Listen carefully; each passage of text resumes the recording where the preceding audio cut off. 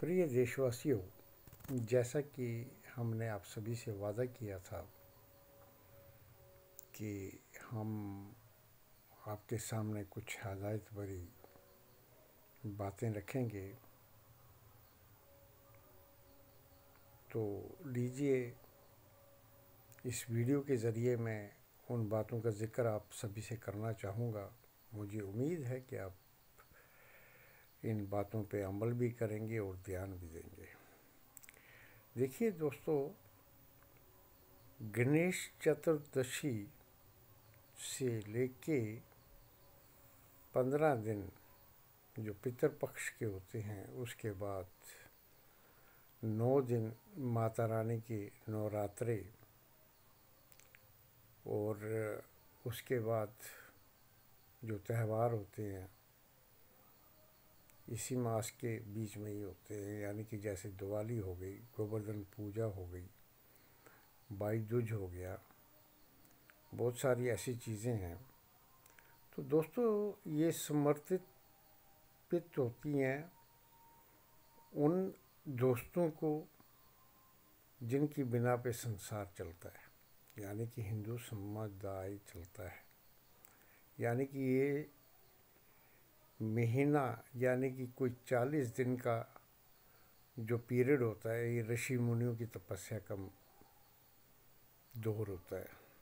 यानी कि जैसे आप गणेश चतुर्दशी जी को लीजिए, आप वो जो 10 दिन होते हैं पूजा अर्चनाओं के होते हैं, उसमें बड़े बड़े ज्ञानी पंडितों का योगदान होता है। उसी तरह पितृपक्ष में, यानी कि जैसे हमारे पूर्वजों को पिंडदान किए जाते हैं, जो भी और बहुत सारी ऐसी बातें होती हैं जो कि पंडितों के बगैर, ज्ञानियों के बगैर असंभव होती हैं। तो उसके बीच माता रानी के जागरण, नराते, जो दूसरी ऐसी गतिविधियाँ होती हैं, इनमें भी उनका ही योगदान होता है। तो कुल मिला के ये जितना भी समय होता है, ये ऋषियों मुनियों की बिना पे ही चलता है। यानी कि 40 दिन उनको ही समर्पित होते हैं।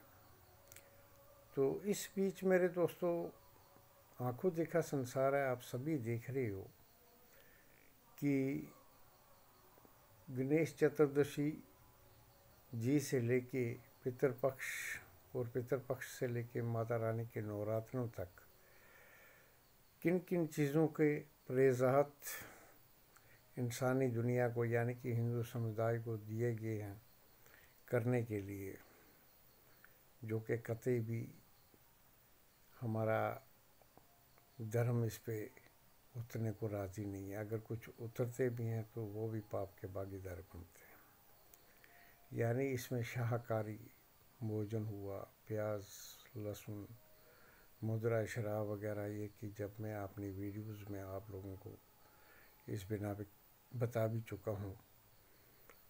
तो दोस्तों, ये बहुत बड़ा कारण है जिसकी बिना पे देश में उथल पुथल मची हुई है। हालांकि देश में ही नहीं, पूरी दुनिया में, क्योंकि वो कोई देश नहीं है जहाँ के हमारे धर्म का मंदिर ना हो, हमारे समुदाय के लोग ना रहते हों। तो इस बिना पे मेरे दोस्तों, हर चीज़ को मद्देनज़र रख के मैं यही कहना चाहूँगा कि दुनिया में इतनी गतिविधियाँ बढ़ चुकी हैं जो कि प्रेत आत्माओं की हैं।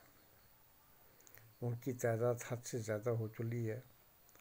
और जो पितर हैं हमारे, उनके सम्मान में भी इंसान पूरी तरह से नहीं उतरता। तो जिस बिना पे कभी धरती कांप रही है, कभी तूफान आ रहे हैं, कभी सैलाब आ रहे हैं, तो अगर ऐसी ही बिना रही, अगर इंसानी ज़िंदगियों में इंसान लोग ना समझे, ना संभले, तो बहुत मुश्किल हो जाएगा हर किसी के लिए। जबकि एक और इसमें हिदायत भरी ये बात है कि आने वाले दिनों में जब दोशहरे का दिन होगा, उस पे विजयदशमी की पूजा बेहद ज़रूरी हो चली है पूरे संसार में। जहाँ जहाँ भी उनके पुतलों को दाह संस्कार दिया जाएगा, उसके बाद उसकी पूजा अर्चना बहुत ज़रूरी हो चली है। अगर वैसा ना किया तो आने वाले वर्ष में ना जाने कितने कितने बड़े तूफान और भयंकर और रौद्र रूप लेकर नदियाँ जो हैं हमारी, ये गंगा माता का स्वरूप रखती हैं, और इन के बीच जिस तरह की गलत तरीन साधन मिलाए जाते हैं, इसे दुष्ट किया जाता है, उससे ये गंगा मैया जो हैं, इनके जितने भी रौद्र अवतार हैं, रुष्ट हो चले हैं। वो किसी बिना पे भी किसी हद तक इतना पाप नहीं बर्दाश्त कर सकती जितना कि हो चला है। इसलिए मेरे दोस्तों, अपने रास्तों को बदलने की कोशिश कीजिए। और जहाँ तक हमारी नदियों का सवाल है, हमारे धर्म का सवाल है, इसे इज़्ज़त और मान दीजिए, क्योंकि प्रशासन ने इन बातों पे कभी ध्यान देना नहीं है, जबकि उनके द्वारा इन चीज़ों की मनाही होनी चाहिए इन दिनों के दरमियान। वो कतई उन्होंने करना नहीं है, क्योंकि उनका रेन्यूएबल सिस्टम रुक जाता है, करोड़ों खरबों रुपए का उनका नुकसान होता है। तो वो कभी इस बात को नहीं समझेंगे। लेकिन